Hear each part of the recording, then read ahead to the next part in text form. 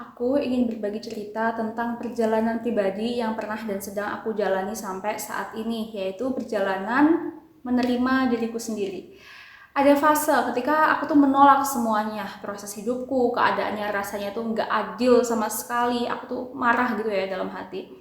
Tapi ternyata seiring berjalannya waktu, seiring aku belajar tentang diriku sendiri, seiring aku menambah ilmuku, seiring aku melihat kejadian dan juga kehidupan sosial, akhirnya aku mulai paham bahwa hidup ini tuh bukan tentang penolakan, tapi tentang penerimaan dan juga belajar untuk terus bertumbuh. Dan ini adalah beberapa poin yang pengen aku bagikan tentang proses gimana aku mulai bisa memeluk diriku sendiri, gimana aku bisa mulai menerima apa adanya diriku sendiri, dan juga mulai menikmati apapun proses yang memang harus aku jalani. Yang pertama adalah aku mulai memaafkan diriku sendiri atas kesalahan-kesalahan dan juga keputusan yang aku ambil salah di masa lalu.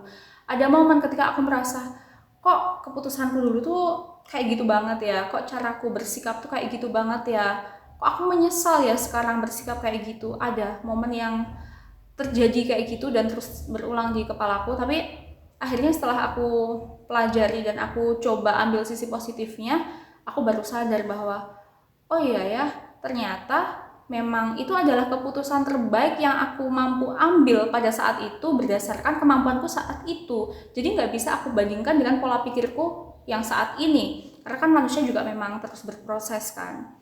Dan aku juga jadi belajar bahwa dengan kesalahan itu aku jadi tahu gitu bahwa ini loh yang benar, ini loh yang salah, dan it's okay. Justru dengan itu aku belajar dari kesalahan. Sekarang jadi lebih bisa mengambil keputusan tuh dari berbagai macam sudut pandang, nggak cuma satu sudut pandang dengan merasa paling benar itu enggak. Bisa mempertimbangkan dari sudut pandang A, B, C, D, sehingga keputusan yang aku ambil sekarang tuh jadi lebih matang daripada dulu. Ya walaupun sekarang belum bijak-bijak banget ya, tapi setidaknya ini adalah suatu proses yang walaupun perlahan, walaupun meningkat 1% itu udah lebih baik daripada yang sebelumnya.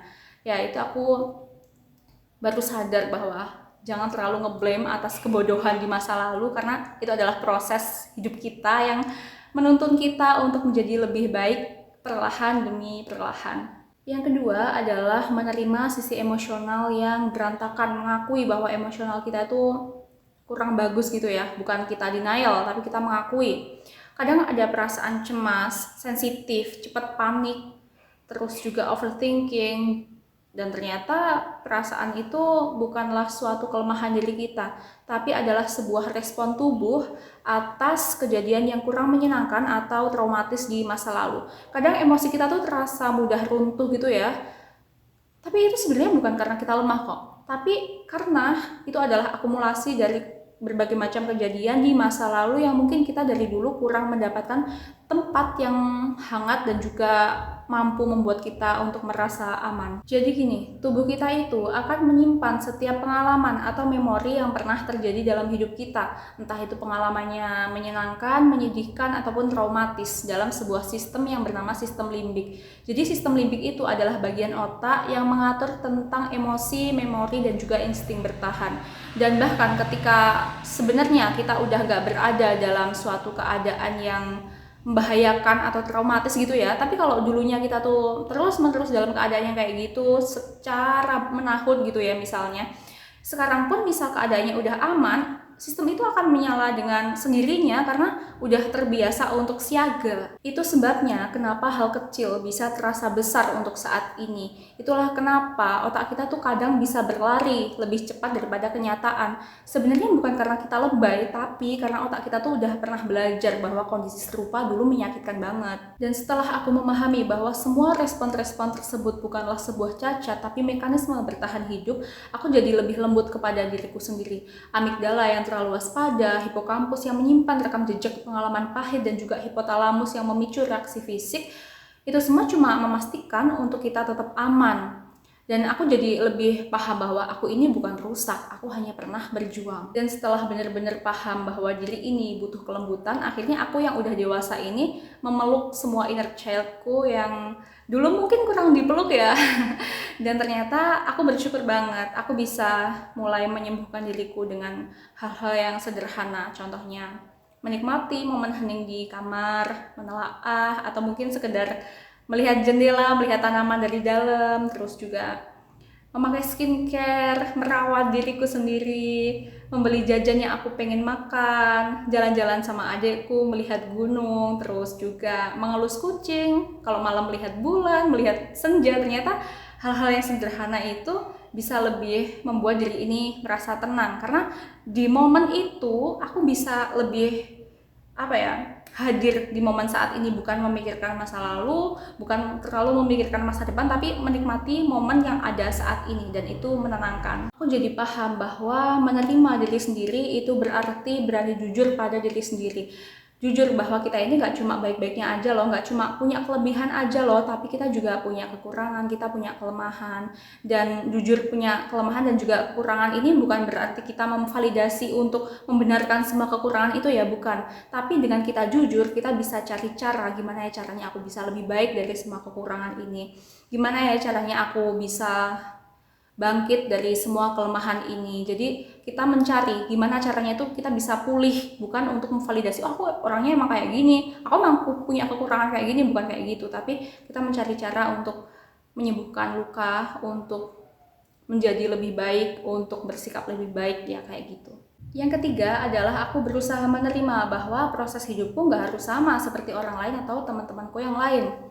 Tapi dulu tuh ada fase dimana aku merasa, kenapa ya pencapaianku tuh nggak sebanyak teman-temanku, kenapa ya aku tuh nggak sesukses mereka, kenapa ya uangku nggak sebanyak mereka. Mata duitan banget. Oke, ada momen aku merasa kayak gitu. Tapi ada suatu saat ketika aku jalan-jalan sama adikku, malam-malam kita cari jajanan di kota kecil kami. Terus setelah itu kita pulang, tapi pelan-pelan gitu ya nyetirnya, karena pengen menikmati suasana aja. Terus aku melihat di sebuah pojok pasar itu ada bapak-bapak yang berkumpul sama beberapa temannya, mungkin kira-kira 3 atau 4, dan ada motor di sebelahnya, ya pasti milik mereka ya. Motor itu punya 2 keranjang yang isinya tuh kerupuk penuh banget, banyak. Dan di situ aku melihat loh, dagangannya masih penuh. Udah malam kayak gini, aku rasa kok hidupku lebih enak ya daripada beliaunya, yang kasihan gitu loh. Aku masih bisa beli jajan kalau aku mau, apapun yang aku mau tuh masih bisa kebeli gitu. Ya walaupun hal-hal sederhana, kalau mau beli yang mahal ya belum bisa. Oke, balik lagi. Terus ada lagi ibu-ibu yang usianya tuh udah sangat renta. Beliau itu kalau nggak salah rumahnya di tetangga kecamatan sama kami, tapi selalu bawa gendongan yang isinya tuh masakan tradisional untuk lauk gitu ya. Selalu gendong kayak gitu, dan beda kecamatan loh, tapi sering banget beberapa kali datang ke rumah ini buat nawarin dagangannya. Kadang aku lihat tuh di selatan rumahku masih jauh lagi. Aku tuh kasihan loh, di usia segitu kok masih berusaha mencari nafkah ya. Padahal di usia segitu kayaknya kalau aktivitas ya aktivitas untuk mengisi waktu luang aja, bukan aktivitas untuk yang bener-bener keras mencari nafkah gitu loh, paham kan? Dan di situ aku mulai kayak disadarkan sama Tuhan, posisimu itu udah enak banget loh, kamu kurang bersyukur. Lihat tuh, semua orang di luar sana lagi berjuang sama hidupnya, kamu udah enak. Pokoknya kayak gitulah, seolah-olah Tuhan tuh lagi mengingatkan aku. Dan akhirnya aku juga sadar, oh iya ya, ternyata aku di rumah masih bisa beraktivitas dengan baik, aku masih kecukupan semuanya, walaupun aku masih bisa belum melangkah lebih lagi. Dan setelah aku sadari lagi, dengan aku berkebun setiap hari, oh ya ternyata aku punya skill yang lebih baik daripada dulu dalam menanam tanaman ataupun mengurusi tanaman, lebih punya pengetahuan baru lagi gitu loh. Dan ternyata aku juga sadar bahwa aku punya waktu sama adikku, kita bisa berbagi ilmu, kita bisa berdiskusi bareng. Terus ada lagi, aku bisa menikmati waktuku dengan membaca, dengan refleksi diri yang selama ini ternyata membantu banget dalam penyembuhan diriku. Terus lagi aku bisa berbagi cerita di sini, kayak ternyata banyak banget hal yang aku bisa syukuri tanpa harus membandingkan hidupku terus-menerus dengan orang yang lebih sukses.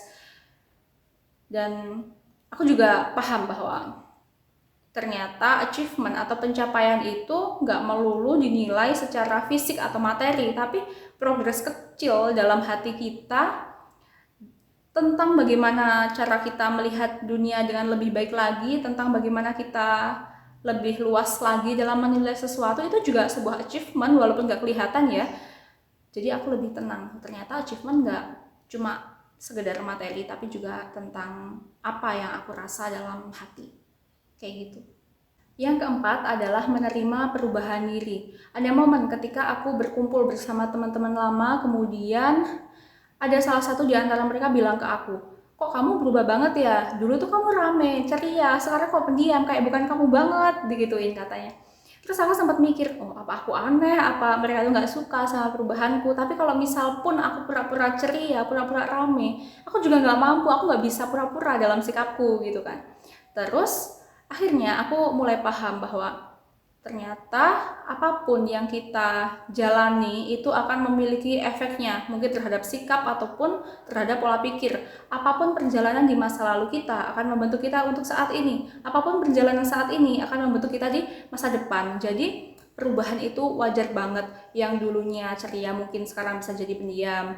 Yang dulunya ambisius mungkin sekarang lebih mencari ketenangan. Terus yang dulunya super nekat gitu sekarang bisa lebih hati-hati.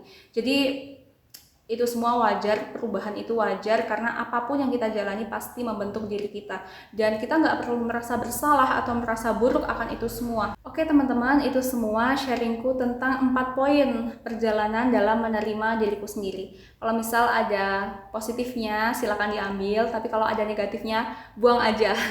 Dan makasih udah dengerin sharingku sampai akhir. Sampai jumpa.